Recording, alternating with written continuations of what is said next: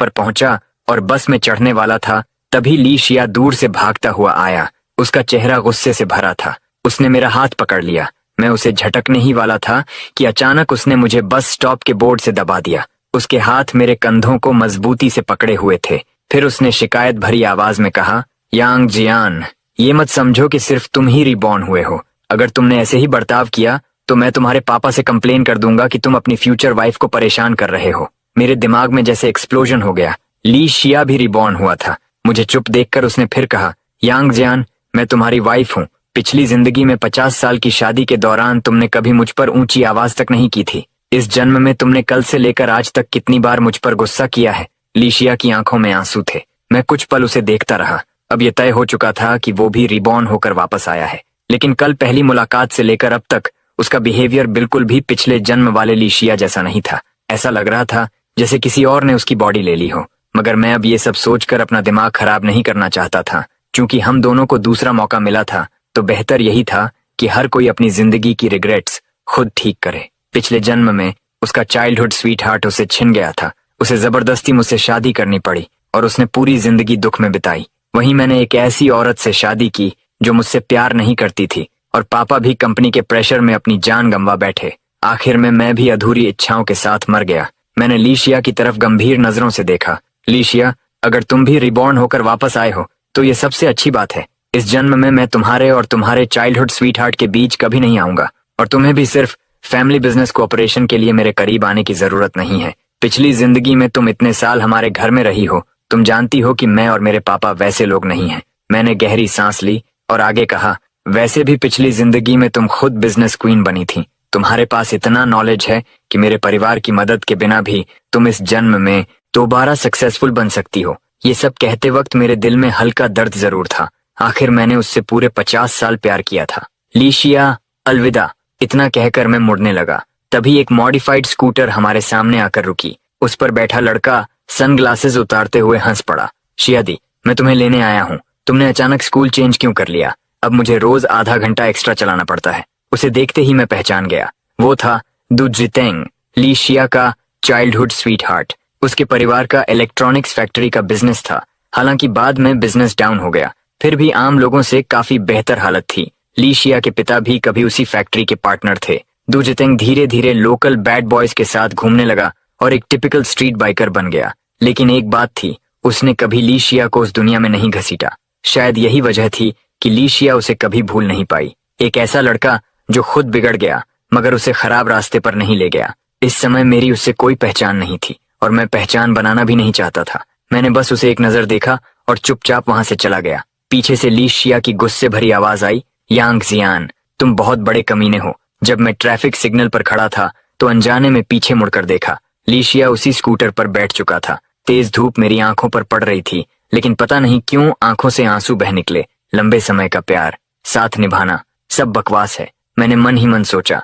मैंने उसे 50 साल दिल से चाहा, लेकिन रीबर्थ के बाद भी वो चाइल्डहुड स्वीट हार्ट के पास ही चली गई। घर लौटकर मैंने स्कूल से कुछ दिनों की छुट्टी ले ली। मैं उससे दोबारा नहीं मिलना चाहता था। पापा नाराज जरूर हुए, मगर आखिर मैं उनका इकलौता बेटा था और माँ के जल्दी गुजर जाने के बाद उन्होंने हमेशा मुझे बहुत प्यार दिया था। कुछ दिन बाद मैंने साफ कहा, पापा, मैं स्कूल ट्रांसफर करना चाहता हूँ।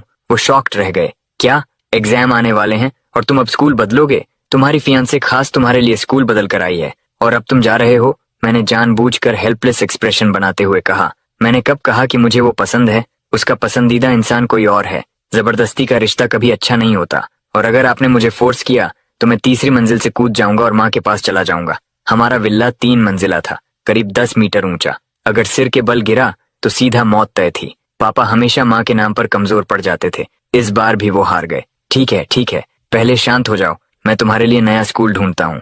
तभी मैं मुस्कुराया। यही तो मेरे अच्छे पापा हैं। देखना, ट्रांसफर के बाद आपका बेटा टॉप यूनिवर्सिटी में जाएगा, फाइनेंस पढ़ेगा और वापस आकर आपके साथ बिजनेस संभालेगा। माँ भी ऊपर से हमें आशीर्वाद देंगी।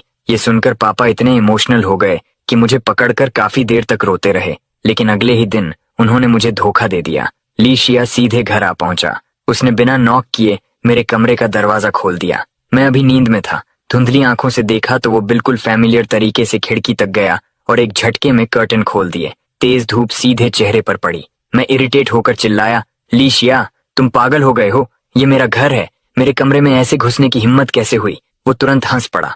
तुम्हारा घर, तुम्हारा कमरा? मैं यहाँ 50 साल रही हूँ, ये मेरा भी घर है, मेरा भी कमरा है। उसकी वही पुरानी टोन थी। आखिर पिछली जिंदगी में हमारी शादी के बाद यही कमरा हमारा बेडरूम बना था। फिर वो सीधे वार्डरोब खोलकर मेरे कपड़े और अंडरवेयर निकालने लगा। मैं गुस्से में बोला, तुम्हें कोई बीमारी है क्या? वो मेरी तरफ देखकर मुस्कुराया, तो तुम्हारी ये सोने वाली आदत अभी से थी? मुझे लगा बाद में शुरू हुई होगी। मैंने गुस्से में कहा, दफा हो जाओ। लेकिन वो हंसते हुए बोला, मैं नहीं जाऊंगी। मैंने तुम्हें 50 साल दबा कर रखा है, रीबर्थ के बाद भी तुम मेरे हाथ से नहीं निकल सकते। उसकी ये बात सुनकर मेरे अंदर दबा गुस्सा फटने लगा। पिछली जिंदगी में शादी के कुछ समय बाद ही मुझे पता चल गया था कि वो मुझसे प्यार नहीं करती। मैंने डिवोर्स की बात भी की थी, लेकिन उसने प्रेगनेंसी का बहाना बनाकर मना कर दिया था। उसने कहा था, अब जिंदगी ऐसी ही है, कॉम्प्रोमाइज करके जी लो। अब जब भगवान ने उसे दूसरा मौका दिया था जहां वो आजाद होकर अपने प्यार के साथ रह सकती थी, तो फिर वो दोबारा मेरे पीछे क्यों पड़ रही थी? मैंने ठंडी नजरों से कहा, लीशिया, तुम्हारा ये बिहेवियर मुझे सिर्फ तुमसे नफरत करना सिखाएगा। मेरी बात सुनते ही वो फ्रीज हो गया। मैं बिना उसकी तरफ देखे कपड़े पहनने लगा, फिर दरवाजा खोलकर बाहर जाने लगा, मगर अचानक उसने पीछे से मुझे कसकर पकड़ लिया। यांग जियान, सॉरी, पिछली जिंदगी में तुम्हारे सवाल का जवाब नहीं दे पाई थी, इस जन्म में दूंगी। लेकिन मैंने उसे बोलने का मौका ही नहीं दिया। मैंने उसके हाथ हटाए और कहा, कुछ मत कहो, मरने से पहले ही मुझे जवाब मिल गया था। 50 साल तुमसे प्यार करके भी मैं तुम्हारा दिल नहीं बदल पाया। अब बस मुझे छोड़ दो। क्या हम इस जन्म में बस सबसे परिचित अजनबी बनकर नहीं रह सकते? मैंने धीमी आवाज में कहा, हम अभी सिर्फ 18 साल के हैं, जिंदगी बहुत लंबी है। धीरे धीरे तुम मुझे भूल जाओगे, उस इंसान को जिसे तुम कभी प्यार नहीं कर पाए। पिछले जन्म में तुम्हारे भी रिग्रेट्स थे, मेरे भी। इस बार हम दोनों अपनी अपनी अधूरी चीजें पूरी कर लेते हैं, ठीक है? लीशिया की आंखों से आंसू लगातार बह रहे थे। उसने तेजी से सिर हिलाया। नहीं, तुम मेरे हस्बैंड हो। 50 साल का रिश्ता, क्या तुम सच में उसे छोड़ सकते हो? मैंने कड़वाहट से होंठ भींच ली। अगर कहूं कि बिल्कुल दर्द नहीं है तो वो झूठ होगा, लेकिन मैं फिर से वही जिंदगी नहीं जीना चाहता। कुछ पल रुककर मैंने धीरे से कहा, इस बार मैं छोड़ सकता हूँ। लीशिया ने आंखें पोंछी और अचानक दृढ़ नजरों से मुझे देखने लगा। मुझे पता है तुम मुझ पर भरोसा नहीं करते। पिछले जन्म में तुमने 50 साल मेरा ख्याल रखा, इस जन्म में मैं तुम्हारा 50 साल ख्याल रखूंगी। चाहे मैं कितना भी समझाता, वो मानने को तैयार ही नहीं था, लेकिन मेरे लिए उस पर भरोसा करना नामुमकिन था। आखिर रीबर्थ के बाद भी वो अपने चाइल्डहुड स्वीटहार्ट दू जितेंग के पास क्यों नहीं जाएगा? नीचे आने पर पापा हमें साथ देखकर बेहद खुश हो गए। आओ आओ मेरे बेटे बहू, मैंने तुम्हारे लिए ब्रेकफास्ट बनाया है। मैंने गुस्से से पापा को घूरा, एक बन उठाया और घर से बाहर निकल गया। लीशिया भी तुरंत बन लेकर मेरे पीछे आ गया। मैं जहां जाता वो पीछे आता, मैं रुकता तो वो भी रुकता। इससे मैं बेहद परेशान हो चुका था। पूरे आधे महीने तक वो हर वक्त मेरे आसपास रहा। मैं बास्केटबॉल खेलता तो वो धूप में बैठकर मेरा इंतजार करता। मैं इंटरनेट कैफे जाता तो वो मेरे बगल वाली सीट पर मूवी देखने बैठ जाता। यहाँ तक कि जब मैं वॉशरूम जाता तब भी वो बाहर खड़ा रहता।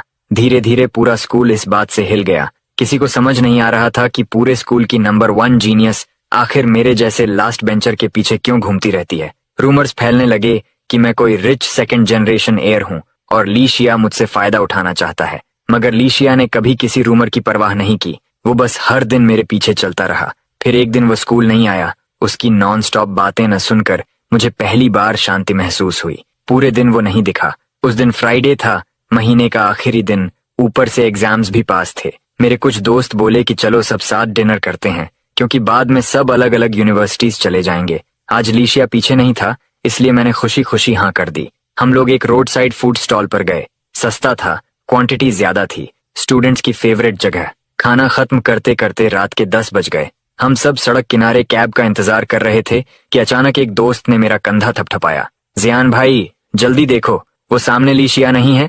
मैंने उसकी उंगली की तरफ देखा। होटल के एंट्रेंस से लीशिया और दू जितेंग हंसते बात करते बाहर आ रहे थे।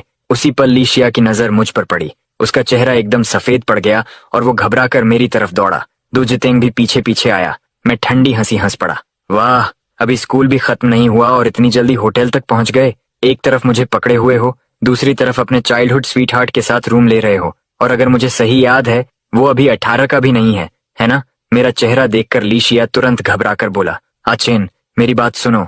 मैंने उसे बीच में ही काट दिया। लीशिया, तुम खुद को फेक महसूस नहीं करते। मैंने पहले ही कहा था, भगवान ने तुम्हें दूसरा मौका दिया है तो अपने चाइल्डहुड स्वीटहार्ट के साथ खुश रहो। फिर मेरे पीछे क्यों पड़े हो? तभी एक टैक्सी सामने आकर रुकी। मैं तुरंत उसमें बैठ गया और ड्राइवर से बोला, जल्दी चलो। टैक्सी के अंदर बैठते ही मेरी आंखों से फिर आंसू निकल पड़े। घर पहुंचने पर पापा ने पूछा, लीशिया तुम्हारे साथ वापस नहीं आया? मैंने लंबी सांस ली। पापा, मैं कुछ समय के लिए बाहर जाना चाहता हूँ, एग्जाम के समय वापस आऊंगा। शायद मेरे चेहरे से सब साफ दिख रहा था, इसलिए पापा ने कुछ नहीं पूछा। मैंने उसी रात समुद्र किनारे जाने की फ्लाइट टिकट खरीद ली। पापा ने कभी बताया था कि माँ की आखिरी इच्छा थी एक बार समुद्र देखना। मैं माँ की अस्थियों का बॉक्स लेकर रात की फ्लाइट से हाइकू पहुंच गया। फिर मैं माँ की अस्थियां लेकर कई कोस्टल सिटीज घूमता रहा। आखिर में शांघाई पहुंचा, वो शहर जिसे माँ सबसे ज्यादा प्यार करती थी। माँ यहीं की थी। पापा कहते थे कि माँ जैसी औरत से शादी करना उनकी जिंदगी की सबसे बड़ी ब्लेसिंग थी। हमारे कॉस्मेटिक कंपनी के कई प्रोडक्ट्स